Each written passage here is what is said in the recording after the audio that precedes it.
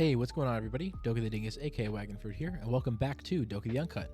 Today, I have a different kind of video for you, talking about Spectrier, the horse that you see on screen right now.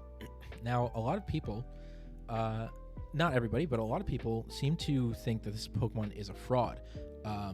It can't consistently accomplish what people say it can accomplish, and I think this opinion comes mainly from people that have watched the Wi-Fi scene.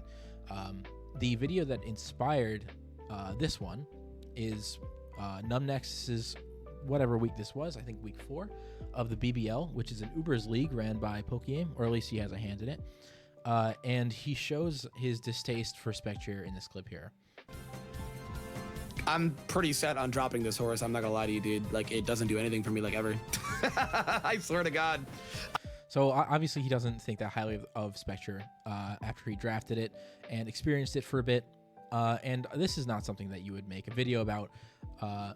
But after this, he got a lot of hate in the comments. As you can see from this pinned message here, he got a lot of hateful comments and a lot of toxic comments that really he didn't deserve for just having an opinion and expressing an opinion.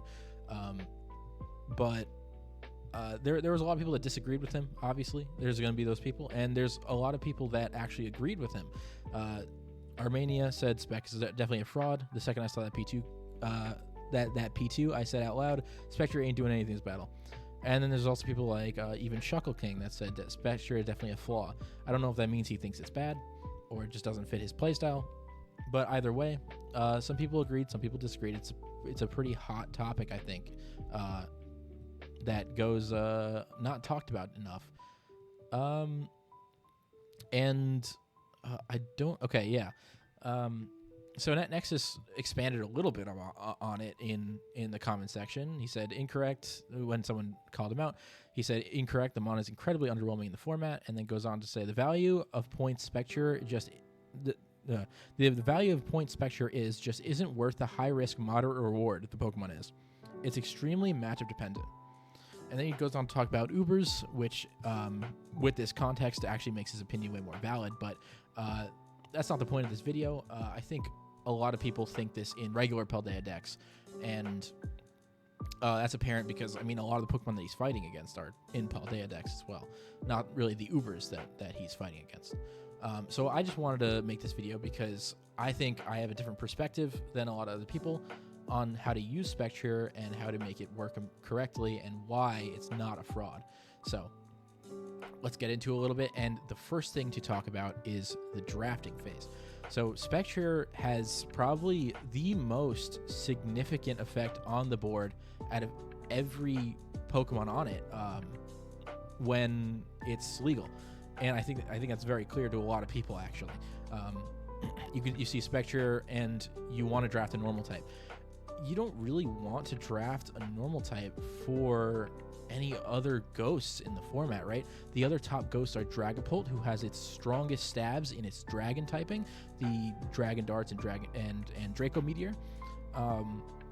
Then you go down to like Annihilate, who's a fighting type. You would never draft a normal type for that. Goldengo, who can usually shrug off the coverage from normal types and recover it off, and then fire back with Stab, Make It Rains, Thunder Waves, Focus Blasts, and kind of beat the normal types 1v1. So you wouldn't really draft a normal type for that.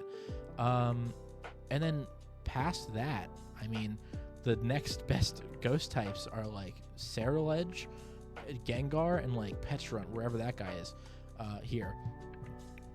And I mean, whether or not you would like to draft a normal type to counter this, you would never do it just to counter those Pokemon. They're not the top mons in the format. They're not really what you're looking for role fillers, right? So no matter what people say, Spectrier has a huge effect on the drafting board just by being draftable, which is pretty crazy. Now, when you're drafting with Spectrier, I think a lot of people will jump to, okay, I need a strong fighting type to threaten normal types. That's how I support Spectrier, right? I think there's more things to consider. The first thing is when Spectrier's in, what threatens it, right? The biggest thing is knockoff, because inviting knockoffs, and especially stab knockoffs, is one of the biggest downsides to Spectrier in theory, right? So what you want to do is you want to, instead of just drafting a big close combat user, you want to draft Pokemon that don't mind knockoff or could even punish a knockoff. So a good example of this, firstly, is something that punishes contact.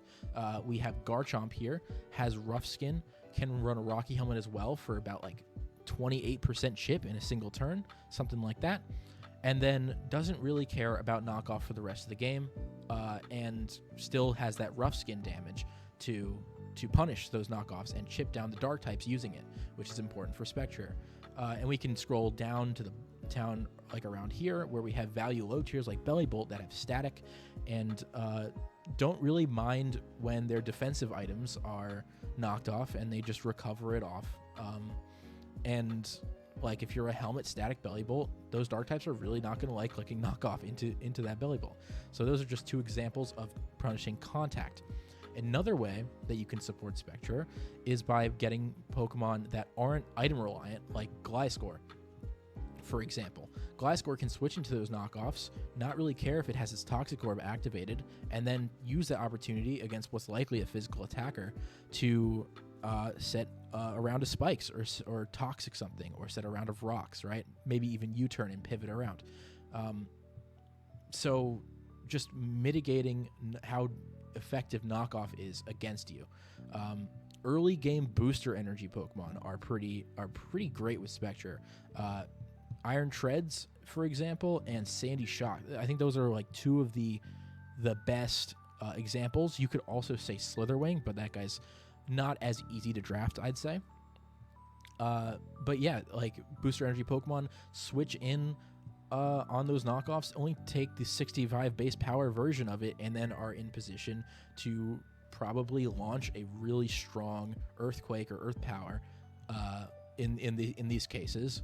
Or in Slitherwing's case, what you would really like to have next to Spectrier is a close combat, right? So, I mean, those are great examples of how to mitigate knockoff. And lastly, like some niche options are also cool to mention. Stuff like Cobalion, Justified Cobalion, who can switch into those knockoffs, not take very much damage, maybe even be Rocky Helmet, and then get an attack boost for next turn, forcing a switch for some rocks, or just getting a strong CC off once again. So that's the first thing. Secondly, the other counter to Spectrier is drafting a normal type to switch in defensively, right? And when you're switching into these normal types after Spectrier is already out, people kind of overlook it, I think, because they try to draft these strong close combat Pokemon and not something that can abuse safely and confidently switch in and abuse these normal types.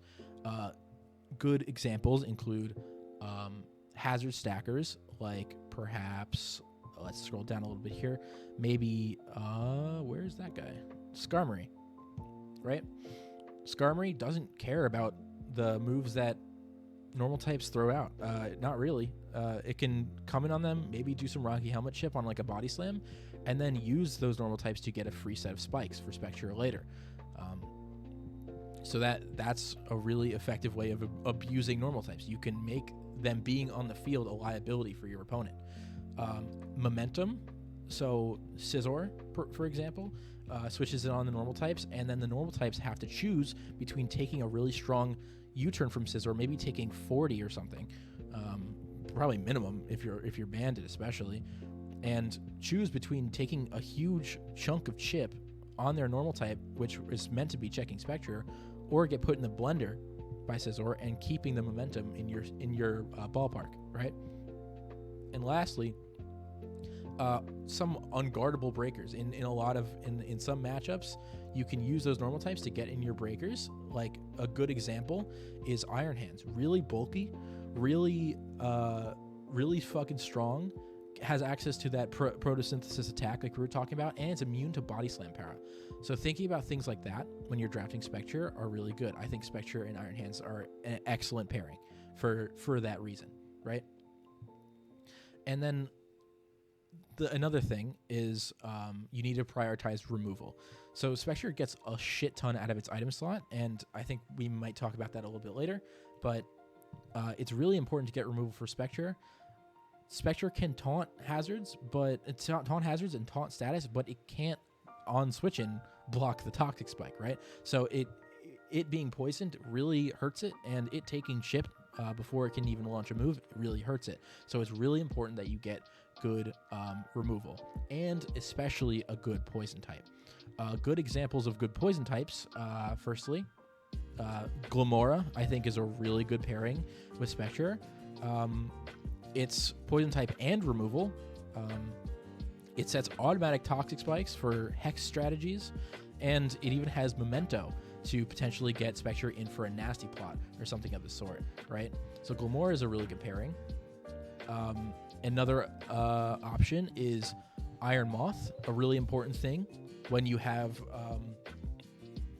Spectre is not going to be breaking on the special side on its own. Obviously, it has some limitations there because of the normal types that it can't hit, right? So, or the dark types that it might struggle with, like Tinglu. So you would like to have more help breaking down those things as they switch into them, those special walls, and also it being a poison type, removing toxic spikes, right? It can use U-turn to get Spectre in on things like Slow King or Slowbro, not Slowbro, Slow King or Galarian Slow King, right? That's a decent synergy right there. And then a very good example, I think, is Overquill. Where's that guy at? Probably here. Yeah, Overquill. Intimidate makes you a really good switch into a knockoff, but also Poison Point gives you some value there. If you can get that poison off as they're trying to knock off your Spectre, and maybe even some Rocky Helmet chip, you can use that once again to get some spikes up. I think Overquill is a very good pairing with Spectre. It's really good for chipping down those dark types, right? So that common misconception that we talked about earlier, where you just draft this big strong Pokemon that can click CC, so it can hit those normal types that are stopping Spectre from making progress. That's not, unless you make a double from Spectre to that fighting type. Like, for example, in this game, or just in this league, Nexus paired Spectre with Urshifu Rapid. Now, Urshifu Rapid is really good at hitting normal types, yes, but it's not good at switching into them. If it gets body slammed, it takes like about 30, which is it doesn't want to take that damage as an Urshifu, as a breaker, and then it could even get parried, and then next turn they still can switch out, right? So thinking about this game a little bit more dynamically will help you a lot with how to deal with Spectre. Pressuring the checks doesn't mean switching in the Pokemon that can kill the check. It means trying to force out the check because you have some other threat or something of the sort. Maybe using Spectre as that bait if you have enough time in the game. But you need to actually think about it dynamically, because if they just have like a good check to Urshifu in the back, your Spectre is gonna just, I don't know, waste its turn against the normal type, right? You're gonna switch into your Urshifu, take a body slam, maybe get parried, and then they're gonna switch into their check and just brush off the damage. It's not the correct way, I think, to think about using Spectre and pairing things with Spectre. So stuff like Urshifu. Urshifu, not to say that Urshifu is a bad pairing with Spectre, but and that it can't work, but it does make it very matchup dependent, which is something that people complain about with Spectre all the time, is it's so matchup dependent. I think it's because they're not drafting it properly. If you have used Spectre and you think it's a fraud, think about if you've done this. Think about if you've not really thought about the game dynamically while you're drafting. Maybe that's what's holding Spectre back for you, because they just have these easy lines of, okay, Spectre comes in, I'll send this out. If Urshifu comes in, I'll send this out, right? You want to pressure the checks so that Spectre can get his opportunity in the end game, because realistically, if those checks aren't there, Spectre can probably win the game, right? It really with the right sets, it can't really be stopped in a lot of situations, right? So yeah, that's the first point, the effect on drafting. Secondly, the effect on building. So you know how sometimes you will have 6 Pokemon in your builder and you're like, oh shit, I still need to check to something. And you start struggling with fitting all the tools you need into 6 Pokemon, right? When you're fighting against Spectre, you have to use a normal type and fill in one of your 6 slots with that normal type just to check one Pokemon. And that makes building for everything else harder. And as a Spectre player, you should be aware of this and be like, okay, if I'm building for my opponent right now with Spectre, they have to bring their normal type or my Spectre is really fucking strong into their team. So you're really limiting what they can do. And if you build around their team like they can only bring 5 other Pokemon, because realistically that is the case, you're going to have a way easier time finding lines around everything, because sometimes like you're scared of 6 other threats, but they can't bring them. They literally can't bring them or they'll lose to the Spectre. And creating win-win scenarios in the builder like that is what's going to get you far in the actual game. So that's a really important thing to consider. And the reason that is true, that they have to be so defensive and bring their normal type into Spectre, is because of this ability right here, Grimnay. People forget, I think, about Grimnay when they're talking about Spectre, especially when they're downplaying it. Grimnay forces really defensive play, because if those normal types aren't there, especially, but sometimes even if they are, letting Spectre get a kill can maybe even set it ahead enough so that the normal type can't stop it. And then because of its huge 130 base speed, it's just, you can't outspeed it, and it just ends up just getting those damage rolls and killing your whole team. So it makes the way they have to play around Spectre really defensive and really predictable. And when you're building, you can foresee those lines. It's like you can go turn by turn in your head, think about what your opponent has to do, has to respect in a situation, and you could capitalize on it within your build so that during the game it's really easy to make progress. And considering things like, if I chip their normal type with Spectre, does that open up another one of your Pokemon to just win the game or just break through really hard into their team? Does burning their normal type maybe create a really dangerous position for your opponent when you have the thing that's abusing it, or just open up more things to abuse those normal types? Can Spectre provide that for you? Or can Spectre just straight up beat their normal type? Because that sometimes is just the case with certain like backup picks. I know for one of my weeks in the DGPA, I was really scared of Spectre when my normal type was Braviary, because I had to roll compress. Braviary, other than like the power that it can have, doesn't really have any tools for like a Will-O-Wisp Spectre, for example. If you recognize this as a Spectre, you can really take advantage of this, or maybe even just beat the Braviary. Fortunately for me, that didn't come into play, but it definitely could have, and Spectre was probably the thing I was most scared of in that game. So that's like a huge part of Spectre, is sometimes it just beats the checks, and people that bring the normal types just don't really respect every Spectre, so if they bring the right Spectre, they'll just lose. So Spectre usually has to run these 2 moves: Shadow Ball or Hex, I guess, and Draining Kiss, right? These are the two coverage moves that it needs, because Draining Kiss healing enables a lot of sets and provides the coverage for dark types, right? The only thing you can't hit are normal types.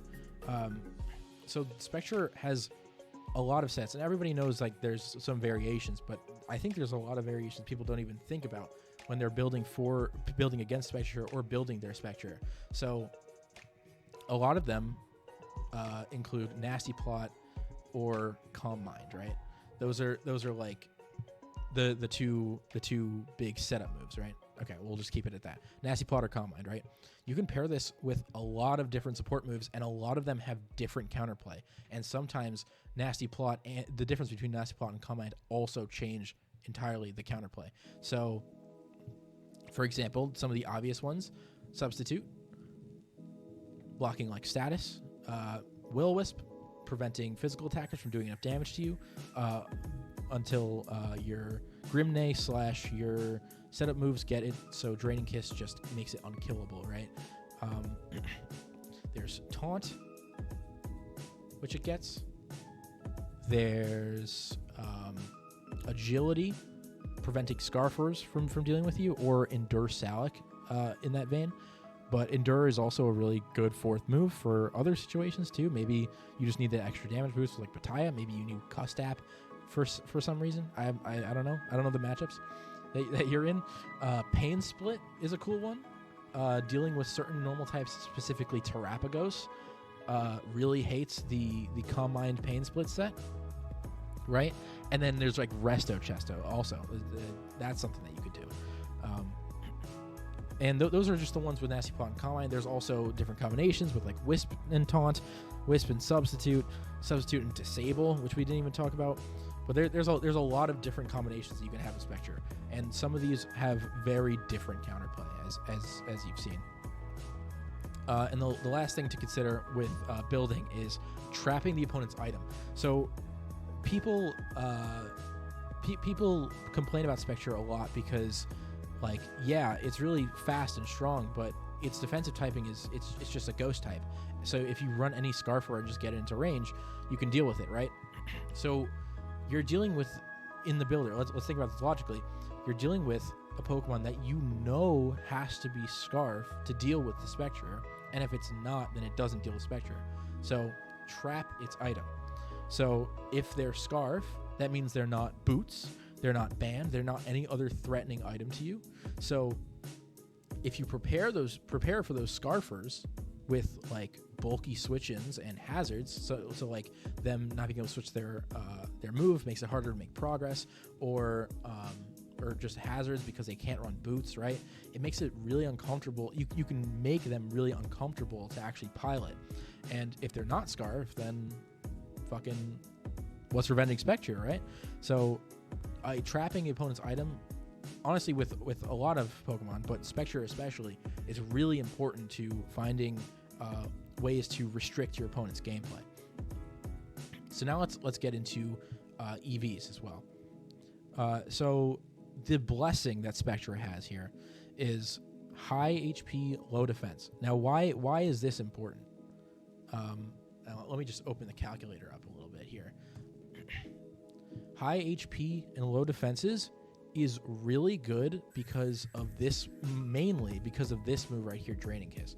So when you EV Pokemon with high HP and low defenses, did I just open Showdown? Bro, I'm so stupid. Play Calc. There we go. Calc. Okay.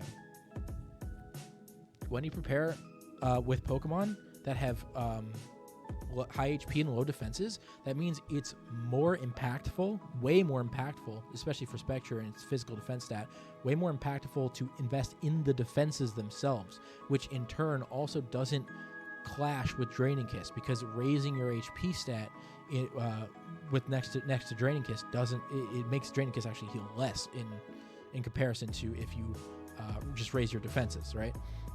So that synergizes well for Spectre, and a really just easy example is Iron Hands. Let's just say it's just like Citrus Berry, right? Pretty reasonable thing. And we have Spectre here. So let's say we are 252 HP and 4 defense, just like your leftovers in defense. Thunder Punch is whatever, 99.6% chance to 2-shot, really likely 2-shot. You are not taking 2 Thunder Punches, right? And just as a drastic explanation to this, let's just flip it. 4 HP, 252 defense. Thunder Punch, after leftovers recovery, guaranteed 3-shot. Can't even 2-shot. And this is the same amount of numerical investment, but you're investing in defense, and it's having a damn near on the max roll 10% difference. You see this is 52.9%. And then if we flip it back, 62.3. That's damn near 10% difference. changing the entire roll from a 2-shot to a 3-shot. So investing in the defenses is really good for Spectre because it's just more impactful. And then Draining Kiss, with you not having raised your HP, heals just as much. So that's really important. I think if you're running max HP Spectre, you're doing it wrong most of the time. Pretty much all the time. So now let's get into some of the sets that I think are the best. Or not the best, but like some of the most notable and they have the most different counterplay and can deal with certain kinds of counterplay to Spectre. So the first one is Choice Specs. I think that's pretty obvious. Choice Specs, let's say Shadow Ball, and a big coverage move to think about is Dark Pulse, and there's also Psychic that it gets. And there's also Terra Blast too. Let's throw Terra Blast on this. So a big thing is people don't really expect Spectre anymore. They think a lot about Substitute. They think a lot about Will-O-Wisp. They think a lot about Nasty Plot, and those are like the 3 moves that, like, if they're going to be running it next to Shadow Ball and Draining Kiss, those are the 3 moves that they're preparing for. But I mean, there's a lot of situations where, like, let's say Dark is actually a really spammable type into their team, which is not an unusual thing. Sometimes Spectre's 145 special attack stat can just be used with the Choice Specs and just keep chunking down their normal type with Dark Pulse. And if they choose to switch into literally anything else or stay in, sometimes they're just dead to Dark Pulse. And if you get the Grimnay boost off that, you're doing even more damage to their normal type next turn with the Dark Pulse, threatening them, making them do certain defensive things, and restricting what they can do about it. And like, if the coverage moves are killing some of the prominent threats on their team, or some of the things that you know are coming, then Specs might be way more usable than you think it is. I am willing to bet that like a lot of people that have used Spectre and are watching this video, like, really didn't even consider Specs for a lot of matchups, but it probably was easier to run than you even thought. Another one, which I think is actually like probably the best Spectre set overall, maybe like top 2 or something, is Taunt and Weakness Policy.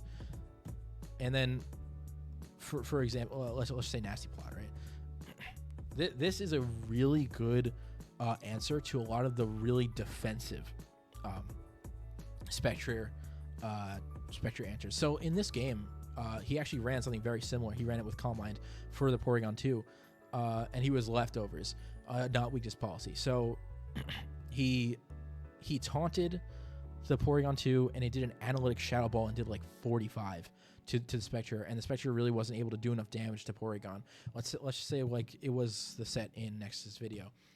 I think if he was Calm Mind and Weakness Policy, it was really way easier to deal with the Shadow Balling Porygon 2, because if you taunt it and it Thunder Waves, right? Creating win-win situations in the builder is really important. If you taunt it and it has Thunder Wave, then great, you block the Thunder Wave. If you taunt it and it hit you with Shadow Ball, then you're getting this Weakness Policy boost, and your Draining Kiss is healing a lot more. And you're not getting the Leftovers recovery, but the Draining Kiss healing will make up for that. So I think this is a really good set for a lot of different normal types and also a lot of different dark types, because obviously like if they're using their stab dark moves into you, they're going to be proccing your Weakness Policy. And because of the EV point that we made earlier, you can invest in these defenses and make a huge difference on the calc. And if you're making them do way less than they normally would, they might not be expecting a set like this. So like Spectre has tools for both sides of the spectrum. Calm Mind for special attackers, and if it's a physical attacker, you can run Will-O-Wisp, and you can negate their damage, and if they hit you with like a super effective crunch, they're doing way less with your defense EVs, and activate your Weakness Policy, so your Draining Kiss is healing more. So this is a really good set. I recommend people spam this shit because it's fucking broken. Another really good one for certain matchups is Colbur Berry and Calm Mind. And you can run Dark Pulse, Psychic, whatever. You can run anything. Pain Split, right? This set is really good for Terapagos, specifically. But yeah, Colbur Berry and Calm Mind. So if this is specifically for like if their checks, if their normal type or their dark type is special attacking, sometimes they just actually can't break this Spectre with the Draining Kiss healing. And I mean, Pain Split is not what I'm talking about here, but and the special defense boost with the Culverberry giving you that time to set up those combines. Sometimes this just beats their dark type or beats their special normal type, and they just lose. This is a really good set to consider. And then lastly, one that I wanted to point out was Salic Berry and Endure, and let's say Nasty Plot, right? This is something that you could use a lot for if you think Scarfers are the big issue for Spectre in like the end game of this game. A disclaimer for this one is if the thing checking you is using knockoff, then your Salic Berry won't proc when they hit you down to pinch range. So that's pretty important. And also bear in mind that Draining Kiss makes contact. So if you don't heal enough to get you out of range of Rocky Helmet, for example, you will die and this will not work. But this should be used more so in end games. So you've hopefully gotten those things out of the way, or I mean, if you don't see that happening, then you don't run the set like this, right? And the last thing I really wanted to mention, which is kind of just like an option, is ghost spam. So an example of ghost spam, the concept behind ghost spam at least is since ghost type has so little types that can actually resist it and reliably take its hits, you draft a second one, and that second one will put pressure on those few types and creates a really intuitive and easy method of progress. And what this also provides is a spin blocker next to Spectre, so Spectre doesn't have to switch into those like potential hazards and block a spin, or switch into a potential coverage move, right? So a good example of this is Annihilate, like Terra Ghost Annihilate, for example. This is like, if they have a normal type, then obviously, I mean, they don't want to switch into Annihilate, but like what else? There's so little other things that can actually take a ghost move, and if they end up having to pivot through their normal type or through their dark type to take this ghost move, and they get it wrong, or they even get it right, and like they're a dark type and Terra Ghost Terra Blast like chunks them for 30, that's chipping them for Spectre, and it's especially chipping them if you have hazards up. So this creates like a really cool way of doing this, and you can do this not with just with the ghost type, but you could do this with like any Terra captain just turning ghost. Like for example, let's say Terra Mew, just going ghost type, and let's say you're a D-Dance Poltergeist set, or you're a Nasty Plot Shadow Ball set, something like that. If they're using their normal type to also deal with the Mew, it's gonna be really hard for in an end game dealing with Spectre and covering for the amount of sets it can run, and like properly checking this thing and preventing it from winning. So that's just more food for thought. I think using with Terra Ghost is way more safe just for your team structure, but I have seen just like pure ghost types do it before in pairing with Spectre. Shout out to Obo, because he actually used Terra Ghost Mimikyu in a season of JGTL I witnessed, and this core actually broke through a lot of teams, and I think he might have gone undefeated, or he just went like 6-1 or something in that season. He did really well.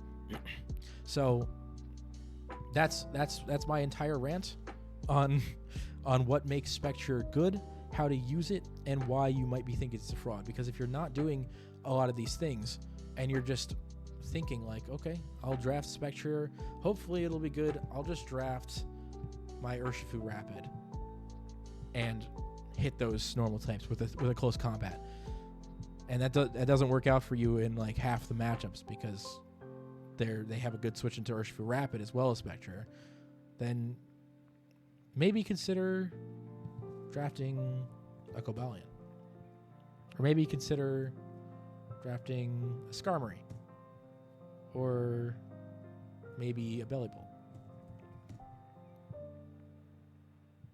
Thanks for watching.